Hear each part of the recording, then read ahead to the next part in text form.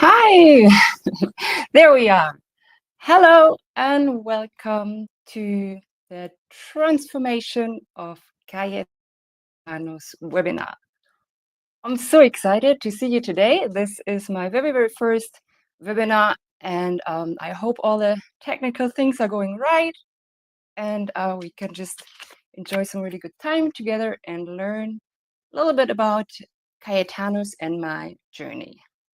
So in this webinar, we are going to look into the up and downs we had. I will share with you quite some information about the hoof, because that was a big topic, but also about emotional challenges that I had to handle and how I did go through those, and certainly a lot about the training. So let's just dive right into it. Before we start talking about Cayetano, I just want to present myself quickly. My name is Isa Avendaño, and I run the Finca Soleil Equestrian Center and Retreat Center in Costa Rica. Living in Costa Rica certainly means to sometimes take the unbeaten path. And I think that's also what we're going to see today with Cayetano, that a few things that we went through are different than what you probably would have expected. And sometimes I had to take turns that were scary. Here on my home ranch, I welcome people from all over the world and all different levels. We get beginner riders, I get high dressage riders, and I'm super always happy to get the connection between the rider and the horse. That's really my specialization. I have a big background in nature horsemanship. I studied a lot the psychology of horses. I learned how they think, how they function. And on that journey, I discovered that most issues that I run into as a nature horsemanship trainer weren't really a psychological issue. They were from physical nature. So I decided to take a turn and learn about the horse's physics. So I studied classical horsemanship now since 10 years. I'm on this journey, and I'm a remote student since I live longer than that in Costa Rica. And my my focus or the main source I learned from is the vertical school and how it is taught by Manuel Josh de Oliveira.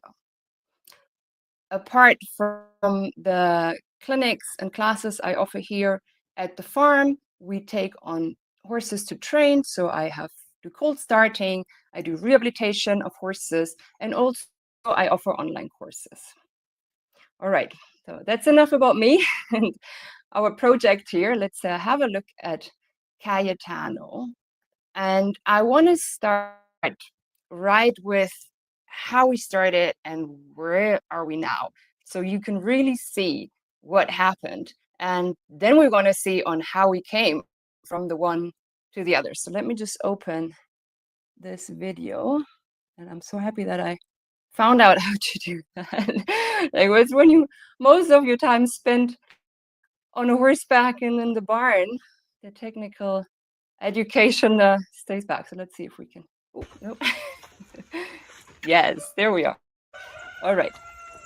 So here's 2 times the very exact same movement. And I will play that a few times because it's a really short thing that you see. And I hope you can see it in a good quality. And when you're on the phone, I hope it's not way too small because I know the horse is really small here. But before I'm going to replay that, on the left side, where you can also see the brown horse now, you see Cayetano probably August last year, maybe September, I don't know exactly the date. And on the right side, you can see him now. So the first thing we're going to really look at is at the hindquarters. So I want you to look at the haunches, at the hind legs, and you need to look a little bit forth and back to see the comparison. I have made this little finger on the right side video so you see the part I want you to look at. But finger doesn't move with the horse, but just so you have an idea. So let's go. So see the haunches, and I'm riding like a shoulder in.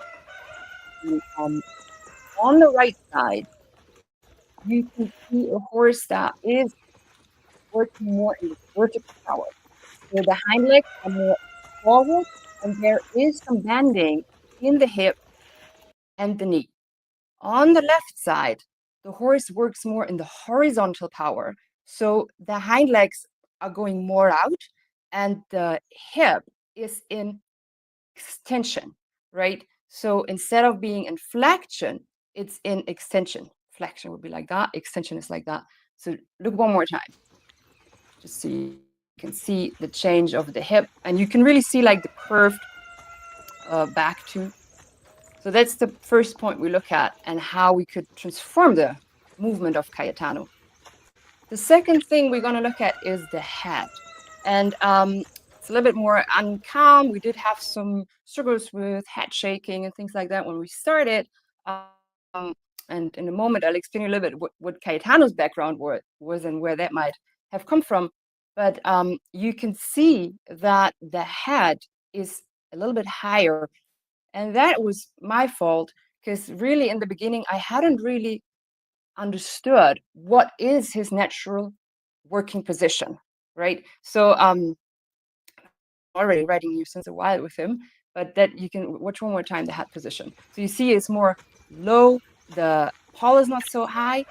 Like in the second video, he already learned to come up higher and carry himself better. And I had learned how to guide him there, what was really an important part. And also him being a really tall horse, very new view for me to have that big horse in front of me. And just the last one before we get out of this video, I want you to look at the speed. So you can see in the first one, since we're more in this horizontal power, the horse is more like a little bit faster still. And with time, I was able to really get into this really conscious, slow motion walk. So that's probably the biggest achievement because the walk is where you build your training up to. So that's also why I choose a walk video, because then you can really see the change in movement that we had to do in case for him to get better. So let me present to you Cayetano for a moment. And I get back here. Oh yeah. So here. So who is Cayetano and how did he come to Finca Soleil? So Cayetano is an Andalusian horse. He is a purebred Spanish horse. He was born in Costa Rica, but by, I'd say, imported parents. He is a really tall horse, also for being an Iberian horse. He's 170, that's 17 hands. Like he's a big guy. And actually, he was awarded as being the horse born with the best conformation from the Spanish breed born in Costa Rica. So he is a really well-bred horse, and certainly being that, he encouraged a lot of dreams and hopes, and people were very, excited about having this horse. They took him to competitions. He was trained in the modern dressage world, so just a normal dressage, normal, like a very, very high class dressage horse. And then there was an accident that happened, and I don't know all the details about the accident. The previous owner said that he had got stuck with his hoof in a trough, in the food trough, but and we will later see the injuries that are visible now. But I was told he had an injury in the shoulder, but there is an injury in the hoof, what was really a big struggle for us. And this looks more to me like a horse that stuck himself with the hind hoof and the front hoof. He was gelded with 7 years, so he was a stallion for quite a long time, and that is because they had really difficulties to handling him. So the previous owner, he was not feeling comfortable to ride him or to handle him really. So he decided to give him to Finca Soleil in Rehabilitation, and he's now owned by me. He's with us since December 22. One little side note I want to do is that I don't think, or I couldn't observe, that Cayetano had a bad treatment, or that he was handled in a bad way, abusive way of like hit or something like that. He doesn't show any signals of that. He does. It was rather the other extreme, that it seemed like that the people were a little bit nervous to handle him, so he kind of like got a little bit pushy and things like that. So let's see how we started. So we're gonna look into the initial situation and what was the problems that we faced. Why is this a rehabilitation case? He was showing a lot of panic, stress. He was overreactive. He was like, I remember when he was just here and he just did a jump off, like, I don't even know how far. I was like, wow, Cayetano, how did you move so far? And just very like reactive. But on the other side, and that's the interesting part, he was pushing, he was invading spaces, he would like headbang people, he pushed people with his hindquarters off. So yes, there was people got to get kicked. I'm not sure if he intentionally tried to kick for the person, but there was a person getting kicked. So he really wasn't very conscious and mindful about his spacing, right? And then there was difficulties with the handling, the saddling, the bridling. He broke 2 bridles of mine, the mounting. So things were just not very easy, let's say it like that. And there was a lot of work that needed to be done. And then there is the physical part, right? And those two things are always completely connected, as we all know, having bodies. The list is long here. Let's just kind of quickly go through that. So the hoof problem was the very biggest holdback in our training. And I will show you a little bit more details on that hoof and what was the key to healing this situation in a barefoot horse. And after I was told several times that's not going to be possible. So we saved the horse. I'm super happy about this. And I'm very, very grateful for all the people who helped on that journey, because alone, I don't think I would have been able to. We had lameness from different parts. Obviously, the hoof was a big problem, but also lameness that occurred from the shoulder, and stiffness in the fetlock. I have a video of that too. And then we had, and that's something that I never had in a horse before, but when I rode him, I could feel, I'd say it's a tendon, but like something like flicking over the shoulder. And obviously, when you notice things like that in a horse, that is to worry about, and to a lot of consciousness in it. And as I said in the beginning, I'm in Costa Rica and I try to take all the resources I have, but often I had to rely on what, my feeling says, my gut says, and just try it. So it's gone. Stiffness, coordination difficulties. When he arrived, he could not step one hoof over the other. And I couldn't see the long picture of, oh yeah, we're just gonna get him smooth and moving. And then we had a straight spine. That's something that I observed, and it's also just a good information if you do deal with a horse, that the spine, you see it here on the picture, has supposed to be having a curve, right? And when he was in severe pain, it went straight, like completely straight. And in the beginning, I was like, oh, what's broken in my horse? And then I realized this is a response of a strong pain. He had strong reactions on the shoulder, and obviously that's the why he couldn't. The saddle was such a problem. We had to go through a lot of saddles. And again, in Costa Rica, I don't have the saddler that just comes over and says, oh yeah, we'll do that. So I had to, go and try, and we are having a good saddle now. Obviously, lack of muscles, as you can see on the picture. This is an old picture. You can also see his posture. The hind legs are out.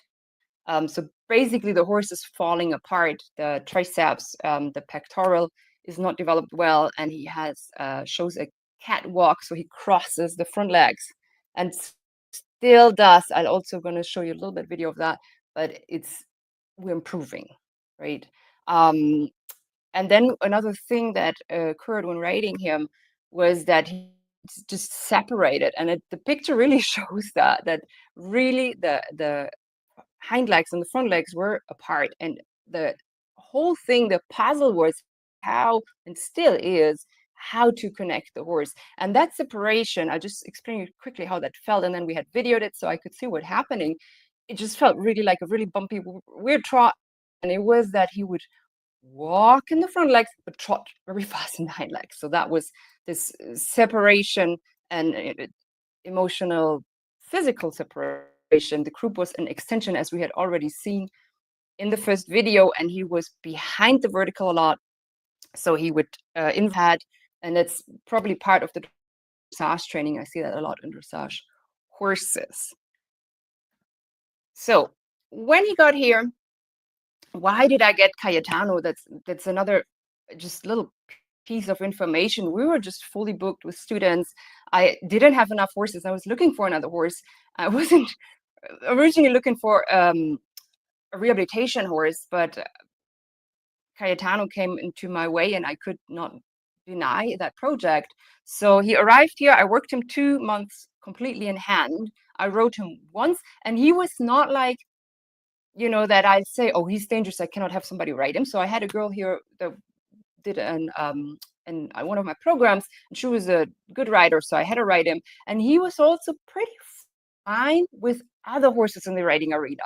So that's also why the problems didn't show up that much. I saw the behind the vertical, I saw the extension, I saw the physical problems, but it was okay to ride him.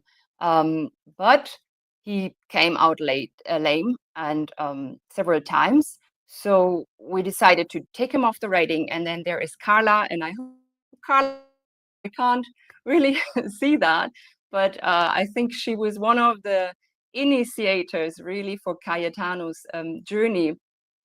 And she went to walk him. So we walked him, including the corners, but just walked him and get this horse moving, get the blood circulation going. And I started then training him again, and the journey was on and off. And he came back lame, like the hoof problem was severe. And I had vets here that, told me really to not invest into this horse, to say that in a positive way. He We have a diagnosis of arthritis because we have x-rays, and I'm going to show you the x-rays, and we have a very other strong devastating situation of him. But then that's the physical part. So you cannot train the horse because he's constantly lame. But then the emotions went wild. Like he broke my lip. He like smashed his head against me. He smashed my knee against the wall. I show you that too. So and he was just in panic, and there was no communication base that we had, and it was dangerous at places, and I just really didn't feel comfortable to work with him. So I was really about to give up. And here I'm going to show you how that looks like when he just came in.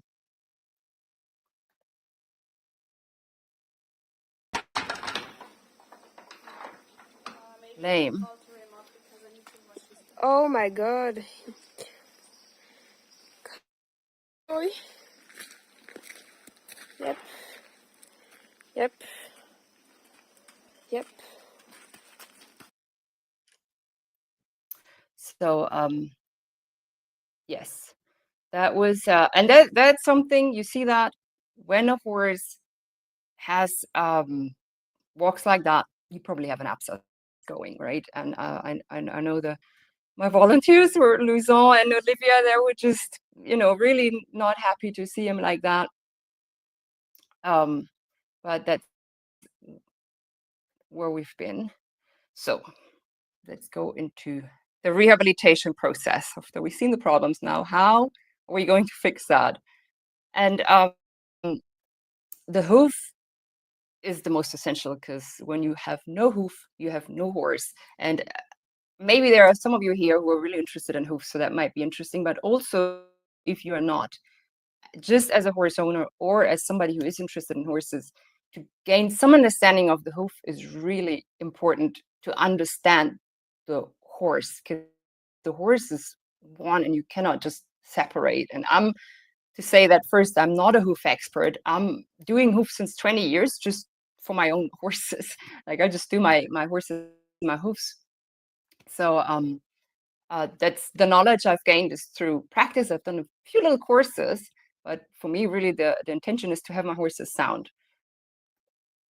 So that's where we started. We had a lot of white line disease, and this is already a way in the process. I didn't really have a picture of from the very beginning, but you can see the white line here, and I don't know if you can see my pointer, probably not, but you see on the left picture, the white line is curvy, right? It's supposed to be one close thing.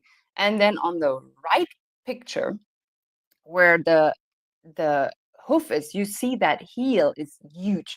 And there you see the injury. So next to the heel, there is a separation in the hoof, and you see the bulb up there. So it was really pushed up. And here we already had taken this down. So there it was still longer when we first started him. And the problem was that one hoof was up like that, and the other one was fairly normal. So they were very unequal.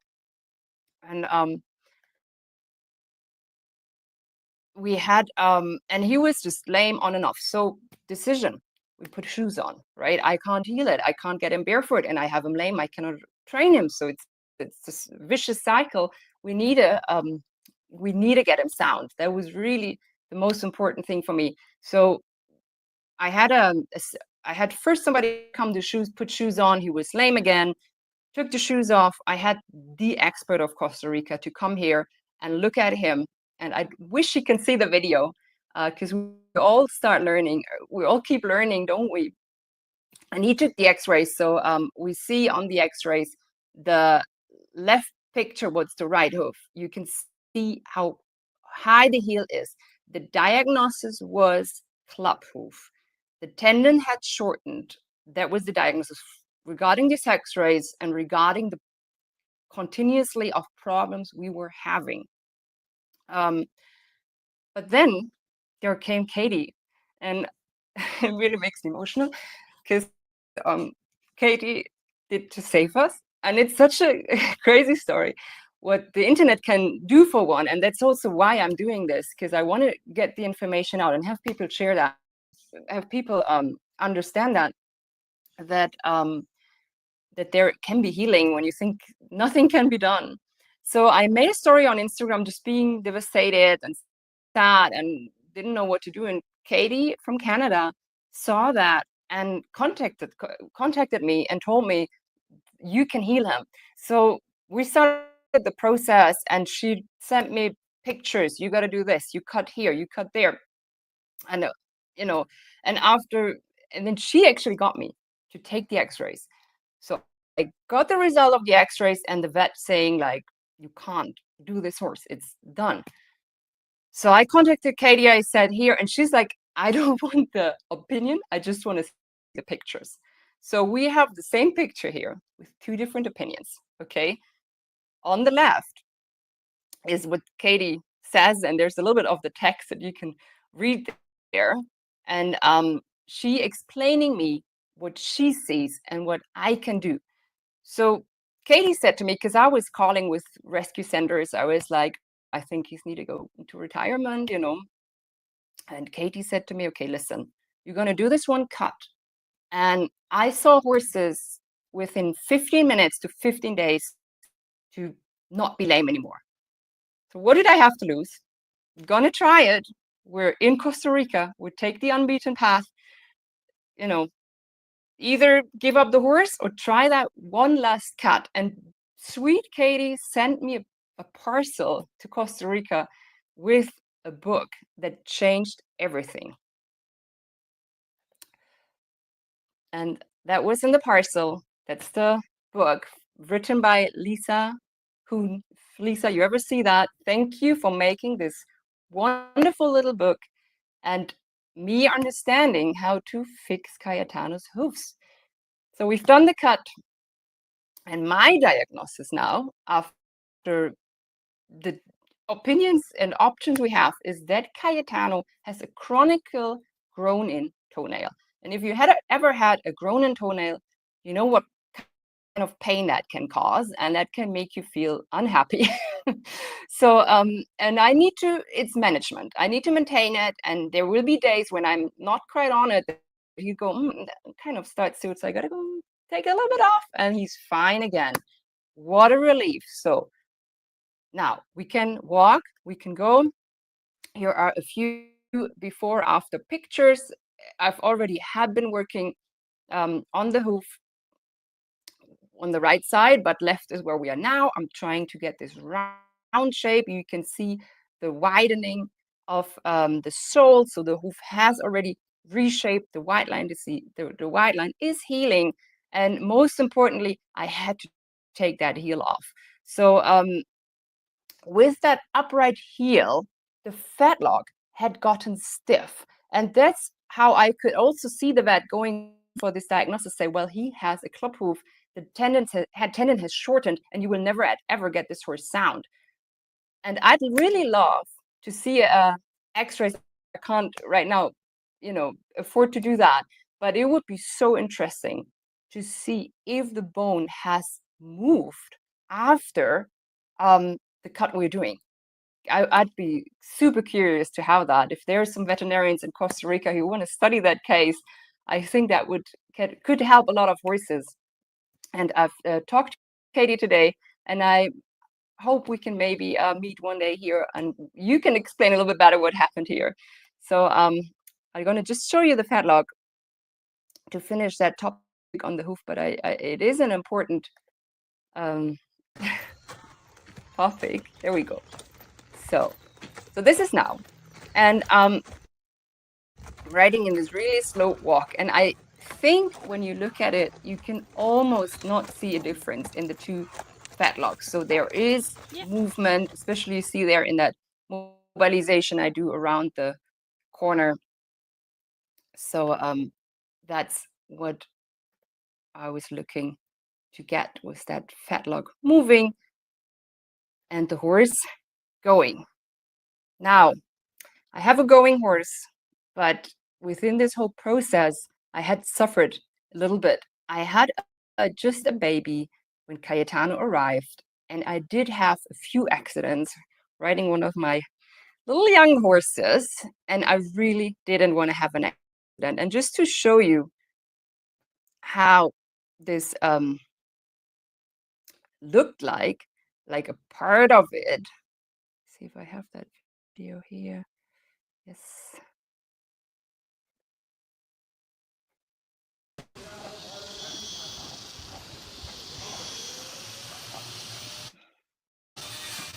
So Cayetano would like, go to the wall and smash against the wall. And I still haven't Hmm. figured out why this happened. But in that process, my knee had gotten hurt. He had reared. Um, so I did, I had a broken lip. And he is a tall horse. And, I'm a professional, but I had go into quite some emotions with this. And I did want to share that part with you because I think often, and especially now in that social media world where everybody has the perfect life and everything is just awesome, and you think, well, everybody is just managing me, but me, I'm not enough, or I'm not good enough, or right, am I even capable of doing that? And also as a professional, that can happen to us. And I think it's so important then to learn how to deal with this kind of emotions, and to not give up your dream. And I'm super fortunate that my mom is an expert in fear, and she had written several books that I could use here. And if you're interested, or if you do have anxiety or fear problems, you can get in touch with me, and I can send you the name of the books. They are in German. Till now, I think, Mom, right? And yes, so things that happened was obviously the whole doubt thing, the lack of trust. Am I capable? Do I even know what I'm doing here? And the mental carousels, right? What if happens this? And oh, and if I fall and then I cannot. And so, and I put this little picture here of Cayetano, me from SpongeBob, how we were just, fearful. And it was at a point I walked in the writing arena, like me already just thinking, I'm gonna work with Cayetano, and I really wanted to work him because I wanted to help him, got me anxious. And Cayetano was very anxious, so he needed me to be completely calm and the cool and awesome trainer that I would want to be for him. So what did help me was a breathing exercise that's I've used that for quite a while, was breathe in 4 seconds, keep the breath for 4 seconds, breathe out 4 seconds. You kind of count while you do that.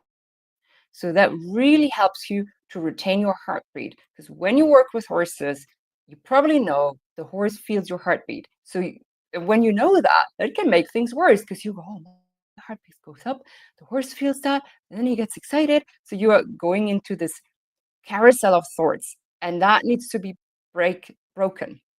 So what helped me was focusing on my breath and staying very focused on the exercise. Now, Cayetano is a master in getting me distracted, right? So how does that look like? My exercise is, let's see if we can bend your left knee and your left hip and we get some mobility in this joints. And Cayetano will answer with, oh my God, there is a cow in the pasture. So, and there was times where I go, oh, you're right, there's a cow in the pasture. I think we better don't, right? So, no, we stay with the exercise. Like, no, Cayetano, we're not caring about the cow. We're looking into your left knee that needs mobility. So, and then smile and whistle. And that's something that I've learned in my natural horsemanship time. And my one of my mentors, Silke, would say, like, if things go difficult, just whistle something nice, smile. That will also relax you, relax your horse. And it's something that I still do when things do get tense, or I feel like we're doing something really difficult, that I just go like, and I can relax more. Another thing that really helped me, and I don't know if Olivia is here today, and I hope you can watch that, Olivia, because you did help me a lot. Probably unknowingly, we had a theory lesson, we talked, and Olivia said to me this one little sentence was, I also ride a horse that's a drama queen. And that really helped me to, like, just make things a little bit more fun, less intense. Hey, it's just a drama queen. Like, it's just a little drama queen. And I combined that with a mental exercise that I would think my horse smaller. So Cayetano's a big horse. He's way bigger than my other horses. And in the beginning, it was like, wow. huge, and now I'm even trying to work this horse up. So I'd say he's small. So he's a small horse, right? But the most important and to get out of the emotional trap was I needed to get Cayetano calm, and I needed to be honest with myself, and I had to change our training's approach. So the training I was doing wasn't helping to calming him. So because I can be calm, but if he doesn't get calm, I can still get myself in a dangerous situation. So we went and we restarted our training again. And so what we did was we did the one step at a time exercise, how I call that. And it's what I did, and I probably did that for about 2 months, was in complete slow motion. So instead of entering the arena and going, oh, I might just longe him a little bit so he gets his energy out, so I can train him, that really didn't work. I entered the arena in a complete calm state. And I walked him one step at a time, grounding him, getting him full contact with the ground, working on the balance, 100% balance and calmness. Your legs are on the ground. You can be calm. You don't need to worry. Horses are prey animals. So when they feel they lose balance and having one hoof like that, and there is a lot of things that the horse might feel just unbalanced and that makes them uncomfortable and scared. So to go and really create this one step, we just do one step. And in the beginning, I did that short amount of times, just this one, two, and awesome. So I want to show you how that looked like. So you can have a picture about this. I did that from the ground. And this is a video from what we did now. I didn't do it on the double bridle in the beginning. I did do it on just a rope halter or a cabeçon or what I had on hand. And then I would transfer to the bridle, just a normal snaffle. That's how I always go that way. And now we're working here. But that's how this looked like. It was very a step and stop, few steps, calmly and in slow motion. And then we started writing again, and I just did exactly the same on the saddle. Slow motion, writing the corners, every step with consciousness, everything in calmness. And here we're just riding towards the corner of the arena. And also one thing that happened is we have the building that you see in the back here, we built that while I was rehabilitating Cayetano. When you have a sensitive horse like Cayetano, that's a big challenge to have a decent construction site just next to your riding arena. And but there is no excuses, right? Like we couldn't ride somewhere else, so we're like, we're gonna go through it, and gonna get stronger out of it. And that's also something I've done a lot in my like mental connection with Cayetano. Just go, you're strong, you're proud, you're calm, and really talking to him in my mind and working on his self-confidence. And another thing that is maybe something that in other places you wouldn't you know really do is, like, when I started writing him, and if you followed up on my stories and stuff, you have talked about that, was he was a little bit lame still after the hoof was better when I started writing, but the writing disappeared. And obviously that's something that can be from the arthritis, but now it's fine. Like now I can go in the writing arena and there's no lameness anymore. So I want to add a few more techniques that then helped from coming to that one step. Obviously, you need to go further. One thing very important with Cayetano in the handling, no matter of on the ground or in the saddle, was to set very clear boundaries, to be very, very sure with where we are positioned and to be very, very clear about the lines. So again, like let's say I'm writing to A, and halfway there, Cayetano would go, "Oh, that's the construction. I'm so scared. Let's go over here," And him being big, and I might like, okay, I better don't go there. And I had to adjust that. I had to go, no, you're fine. You can trust me. We go to A, we reach A, and we're gonna do a corner at A, and that's how we're gonna do it. There's no need not to go to A. Another thing that I did was very clear working times. Now, Cayetano was very specific. He wanted to be the first to be worked. If I take him last, it was a disaster. So okay, we worked him first, and then I worked him together with another horse. There was another really big breakthrough, and you see on the picture that's the combination of horses. There's Heredero, my old leader horse from my herd, and here I'm already in the front. But in the beginning, and I did that together with my intern that I had here for a longer time, she would ride Heredero, and I came with Cayetano just after her. So we go through the whole arena, and we've done that for a few weeks very regularly, and then we swapped the position. I went in the front, and Cayetano did do his little dramas, but the good thing was Heredero was like, I don't care. So with a really short amount of time, that did change, and I can now ride him at any time, at completely alone. Things can happen, and he is in the trust with me, right? Because that's something you want to look at in your training. Like, it's great when your horse can have the help from another horse to get somewhere, but you don't want them to only have that trust from the other horse. Like, as a rider, you want to build that connection so that the horse relies on you and trusts you.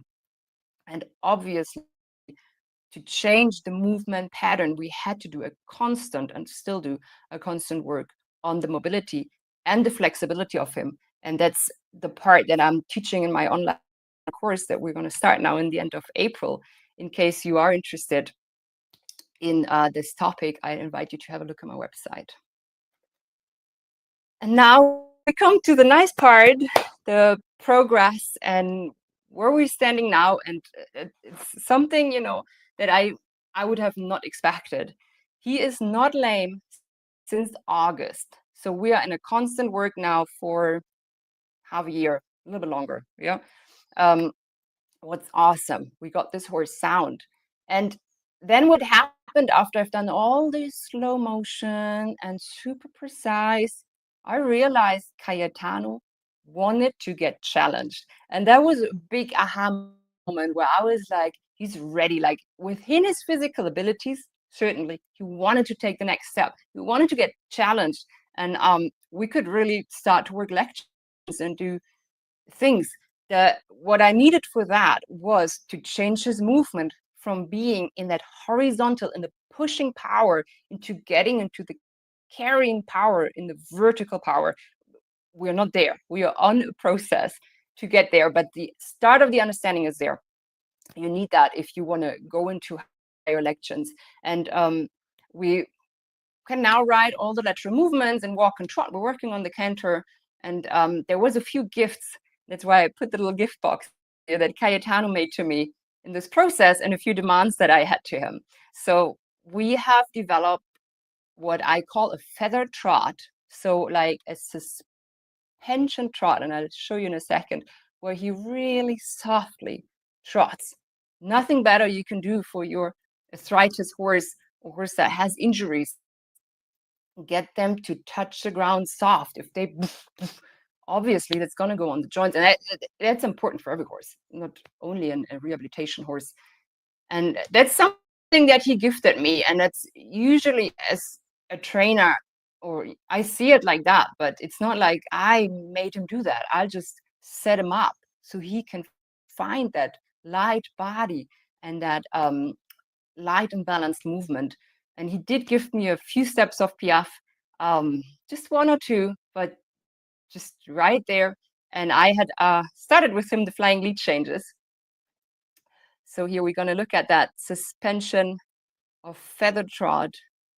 That is it. That suspension trot. See, There we go. Oh, that's the end of the video? Yes. Okay. Try that again.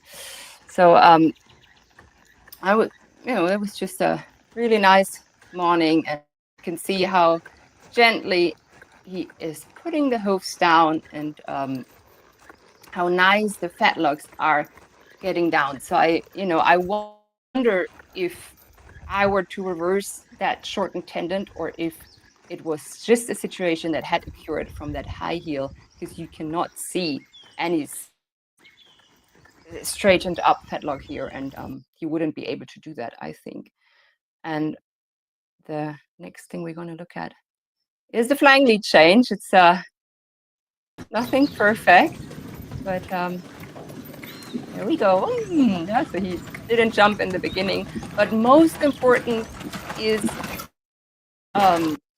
he didn't change the hind legs in the correct moment. That's what I'm saying. It's not too bad, we just started that. And for me, really, the biggest thing in this is that I can ask him to do these things without him going like nervous or crazy, or rearing, or all the problems that we had. That he starts to get the confidence in himself to say, oh, let's try that. Oh, that's something new. I'm going to try it, and I can try it, and I can do it. And it's just something that's so heartwarming after all this process that we went through, and me almost giving up on him. Just to complete the section, I did want to share a few other things I've done along the training, and just some additional healing things. And company on our way. And if you've ever been to Finca Soleil, you probably know that is the golden paste, and remedy from the Ayurvedic medicine. I just cooked this a few days ago, so I took that picture. He gets golden paste twice a day, and it's supposed to help for the arthritis. It's a natural painkiller, and it's something that I do recommend you to look into if you have a horse, a dog, a cat, or yourself with a difficult situation, with pain, things like that. Just look that up. There is a vet in Australia who made a lot of studies on golden paste. I do some energy work with him. So here we had him a little bit sore, and I did some Epsom salt soaks that are always great for the hoofs. And I've done some touch for health. I just do the small energy circle here with him. And I did do some massages and some stretches. And I do think those things are great to accompany, but they won't replace the correct training, because horses are movement animals. And if you go and you stretch a shoulder, and that might feel good for them, and that can help you then in the training. But if you don't adjust the movement patterns that they have, if they have unhealthy movement patterns, and you don't work on those movement patterns, and you do a stretch, but then your horse walks in a not healthy way on the pasture all day, or however they get moved around or ridden, even worse, then you won't help the horse. So the training is the foundation of that recovery journey. So those things are just handy to do. And I do also like about the massages, that's a very bonding thing. So that's I would like to say that. So yeah. And just to, that's just if you are to go through a process like that. I think one thing that I see from a retrospective is, like, you have those ups, and sometimes you might not even see them so much, only when you're like on the top. But the downs, at least to me, they felt devastating. And like, when you think, oh no, we're never gonna get that. And I think that's just something to focus on, is setbacks and downs in that journey are normal. That will happen, and it's a learning process for both your horse and you, and my horse and myself. So those downs are absolutely normal, and I wish at least to say to myself to embrace them a little bit more, to stay in the trust and the confidence that we are going a good way.